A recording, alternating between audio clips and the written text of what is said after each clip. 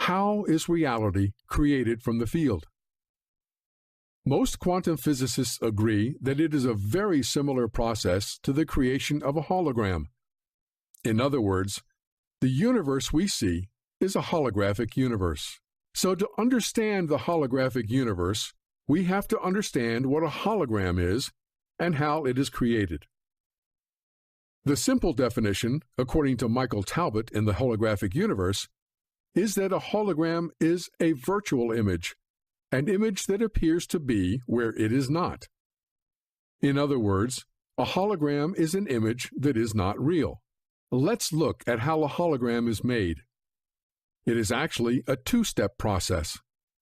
First, we shoot a laser beam out of a laser gun, and then we immediately split that laser beam into two beams. One of the beams, called the reference beam, makes its way and eventually hits a sensitive holographic plate or film. This is like the film we used to have in our cameras before digital photography. The other half of the laser beam hits an object first, in this case an apple, and then hits the holographic plate. When these two parts of the original laser beam come back together at the holographic plate, they interfere with each other just like the waves did in our double-slit experiment, and they form an interference pattern on the holographic plate. If you look at the holographic plate at this point, you cannot see the apple. All you can see is the interference pattern, which looks like a bunch of waves. This is step one of creating a hologram.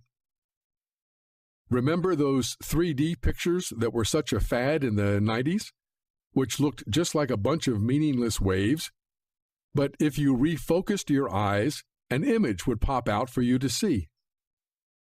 So, for our hologram, we now need a step two to see the image of the apple. In step two, we focus another laser beam on the holographic plate where our apple sits in wave form, and if we get just the right angle, out pops the apple, looking very real and very solid. You might wonder what I'm holding in my hands here. Looks like a black picture, but if I shine a light on it at a certain angle, watch what happens. It's a picture, it's a hologram. Now this isn't one of those cheapskate holograms, this is the real deal. Watch what happens when I turn it. We have genuine three-dimensionality there, okay? There's no denying that. In fact, one of the things that the camera doesn't really pick up is that the image actually comes right out of the picture to the human eye. I mean, if I place my finger here, in terms of my depth perception, that's as if I'm touching its nose, and yet I can move that far back into it. There's nothing there, and yet it appears to be that I could literally actually stroke it. There's no denying that there's real three-dimensionality there. This is a particularly good one because it's got these big gnashers, and if I try to move it a little closer to get you a real good look inside the mouth here, you can see very, very clearly, if you look at the teeth in relation to the tongue behind it, there's genuine movement here. You are actually getting to see behind things. Yeah, so that's the wonders of the hologram. And yet there it is. It's in a completely two-dimensional space. It doesn't really exist, even though my eyes tell me that it does exist.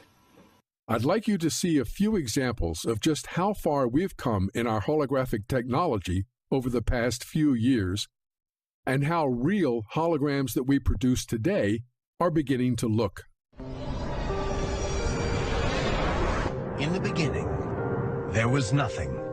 Somehow, out of this nothing came everything. Out of this vibrant nothingness, matter, energy, space, time, consciousness, mind emerged, came out. How is it that something as unconscious as the matter of the brain can ever give rise to something as immaterial as an experience? If you want to see fear in a quantum physicist's eyes, just mention the words, the measurement problem. The measurement problem is this: an atom only appears in a particular place if you measure it. In other words, an atom is spread out all over the place until a conscious observer decides to look at it. So the act of measurement or observation creates the entire universe. Only conscious beings can be observers, then we're intimately hooked into the very existence of reality. Without us, there would just be this expanding superposition of possibilities with nothing definite ever actually happening. Out of millions and millions of blobs of energy and light, photons and electrons, they make up this imaginary three-dimensional solid world, which doesn't exist at all according to relativity or quantum mechanics. Anytime we attempt to look at particles beyond a certain level, the very act of observation changes things. And in addition, the more you look at individual particles, the more you realize that there is no such thing as one electron. An electron, or any elementary particle, exists only in relationship to other things, like other particles or the universe at large. This means that deeply enough, when you dive down into the nature of matter, everything we know about the everyday world dissolves. There are no objects anymore. There are only relationships. There's no locality anymore. There's no time anymore. The more you look at something in detail, in what we think of as solid matter, the less and less solid it begins to look. The only realities we know are the ones our brain manufactures. Our brain receives millions of signals every minute, and we organize them into holograms, which we project outside ourselves and call reality. Well, if the brain cortex, if it is also a hologram, then it's a three-dimensional hologram. If two-dimensional holograms reconstruct three-dimensional images, then, ergo, it follows that three-dimensional holograms reconstruct four-dimensional images. A hologram is a metaphor. It is how you take n dimensions of information and you bring them down into n-1 dimensions. It's a way of relating the paradoxes that we find in how to make a leap from this concept to that concept. The conceptual pigeonholes we use, words, to describe reality, are phenomena inside our head. They're not out there. And most of the time this is a philosophical quibble, but when you get down to quantum physics, and this is one of the reasons that Bohm came up with the holographic idea, it starts to have real effects. And one of those is it's been discovered that if you take two subatomic particles like electrons, in certain instances, when you do something to one, it will always affect the other, no matter how far apart they are. Well, how can this be? But what this tells us is that once matter is physically joined, even when it becomes separate, the energy is still there that's connecting it. Everything is interconnected, and the biggest secret of all, to me,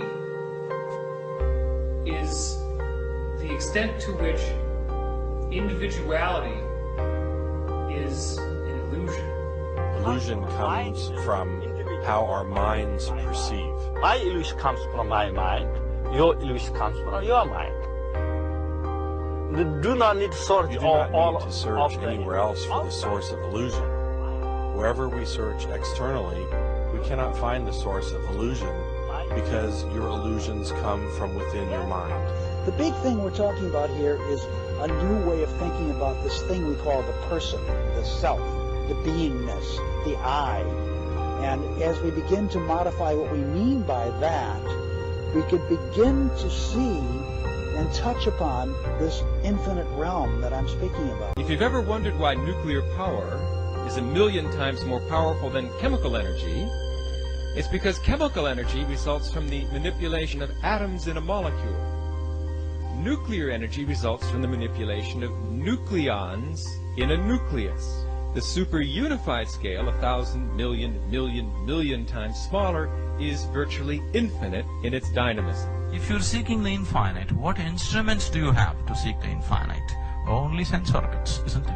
So through your sense organs, if you're seeking the infinite, it is like wanting to go to moon with a bullock cart. Isn't it so? That is the plight of humanity right now. With a limited perception, They're trying to grasp that which is beyond. So we try to perceive at the ultimate level of reality, and we search for any kind of method. For example, new technology, atomic power, etc.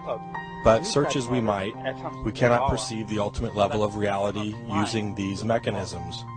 The ultimate level of reality is fundamentally empty and not observable using these scientific methods.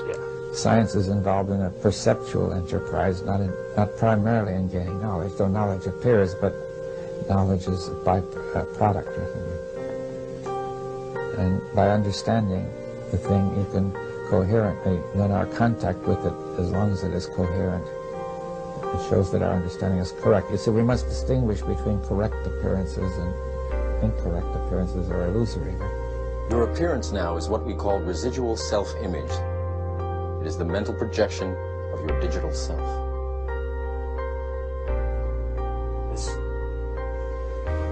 This is real. What is real? How do you define real?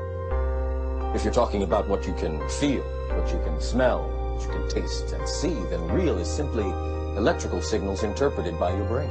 Our brains take information in and sometimes give it form. It's not that the picture is out there, it's that we're getting data that we're turning into a picture according to our own belief systems and our own unconscious belief systems as well.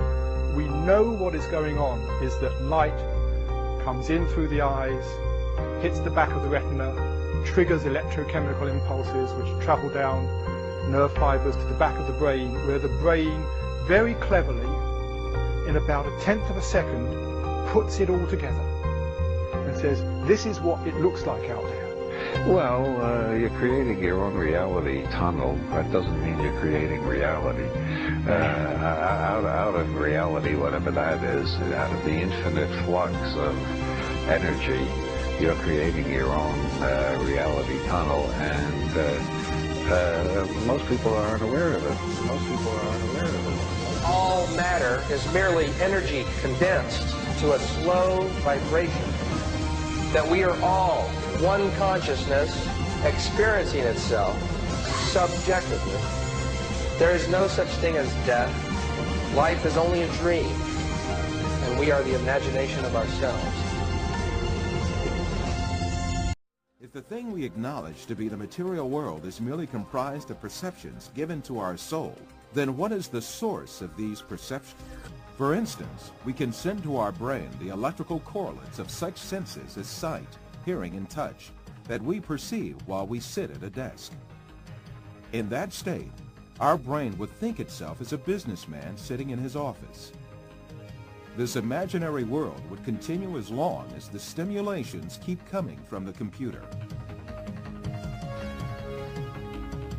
We would never realize that we only consist of a brain. To imagine matter to have an existence outside the mind is indeed a deception. The perceptions we observe may well be coming from an artificial source. We must consider the fact that matter does not have a self-governing existence by itself, but is a perception. Therefore, this perception must have been caused by another power, which means that it must have been created. Moreover, this creation must be continuous. If there were not a continuous and consistent creation, then what we call matter would disappear and be lost. This may be likened to a television on which a picture is displayed as long as the signal continues to be broadcast. If the broadcast stops, the image on the screen will also disappear. So, who makes our soul see the earth, people, plants, our bodies, and all else that we see? It is very evident that there is a superior creator who has created the entire material universe. That is, the sum of all perceptions, and continues his creation ceaselessly. Since this creator displays such a magnificent creation, he surely has eternal power and might. All the perceptions he creates are dependent on his will, and he dominates everything he has created at any moment.